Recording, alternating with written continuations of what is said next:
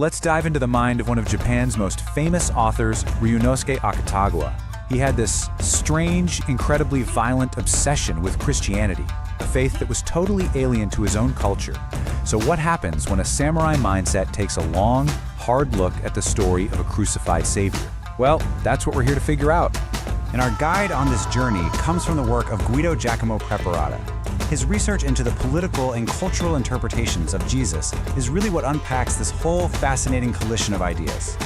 And here he is, our main character. You probably know him from the classic film Rashomon, which was based on his stories. Now, Akutagawa himself straight up admitted to having a morbid interest in Christian martyrs. For him, this wasn't about finding God or salvation. No, it was about something much, much darker. So you have to ask the question, right? Why?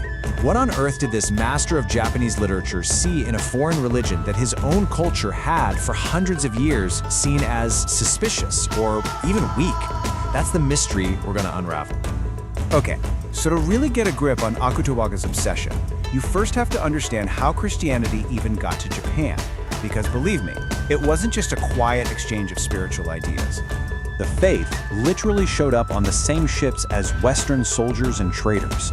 From the get-go, you couldn't separate the religion from Western power. Our source material calls it a foreign imperial intrusion, and you can bet that for the Japanese warrior class, that set off all kinds of alarm bells.